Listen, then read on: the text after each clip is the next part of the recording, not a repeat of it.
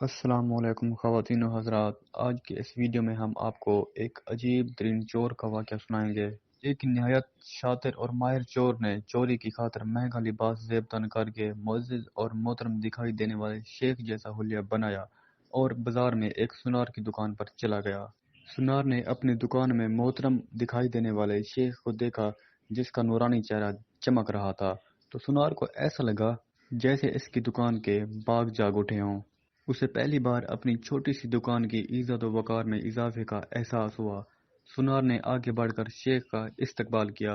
شیخ کے بہروپ میں چور نے کہا، آج آپ سے خریداری تو ضرور ہوگی، مگر اس سے پہلے بتائیں کہ آپ کے لیے ممکن ہے کہ آپ اپنی سخاوت سے ہمارے ساتھ مسجد بنانے میں حصہ ڈالیں۔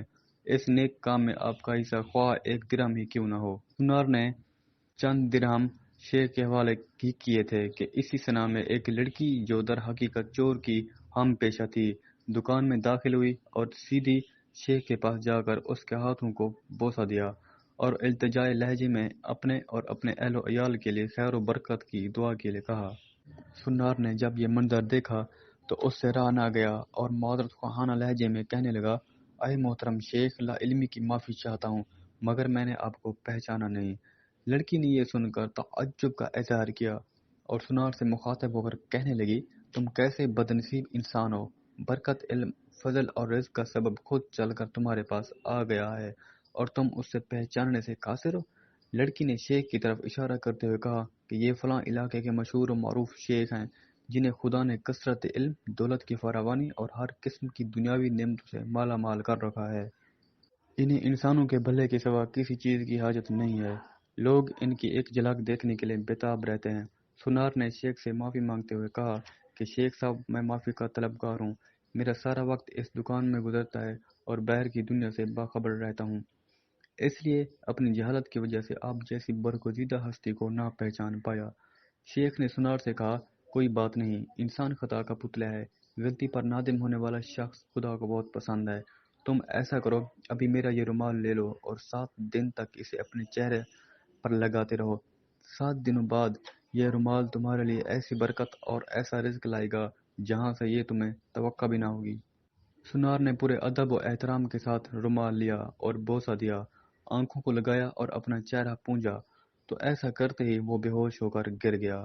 اس کے گرتے ہی شیخ اور اس کی دوست لڑکی نے سنار کی دکان کو لوٹا اور وہاں سے رفو چکر ہو گئے۔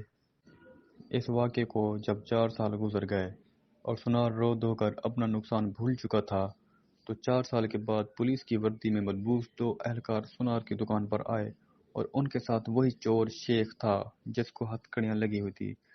سنار اسے دیکھتے ہی پہچان گیا۔ ایک پولیس والا سنار کے پاس آ کر پوچھنے لگا، کیا آپ اس چور کو جانتے ہیں؟ کیونکہ آپ کی گواہی سے ہی قاضی اسے سزا سنا سکتا ہے۔ سنار نے کہا، کیوں نہیں، اس نے فلاں فلاں طریقہ واردات سے مجھے بے ہوش کر کے میری دکان لوٹ لی تھی۔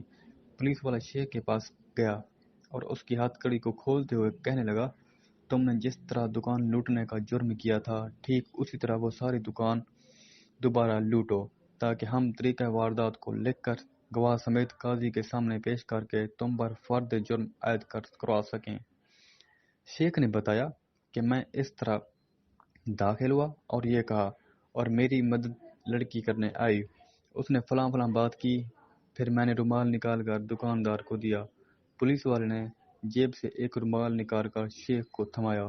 شیخ نے سنار کے پاس جا کر اسی طرح سے اسے رومال پیش کیا، تو پولیس والا سنار سے کہنے لگا، جناب، آپ بالکل ٹھیک اسی طرح سے رومال کو چہرے پر پھیریں جیسے اس دن پھیرا تھا۔ سنار نے ایسا ہی کیا اور وہ پھر سے بے ہوش ہو گیا۔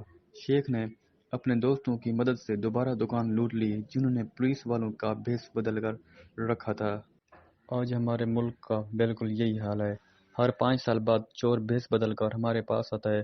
نادیدہ قوتیں پھر سب کچھ دہرانے کا کہہ کر الیکشن کرواتی ہیں اور چور ووٹ کھیل کر عوام کو پھر سے چونا لگا کر اپنے ساتھیوں سمیت پتلی گلی سے نکل لیتے ہیں۔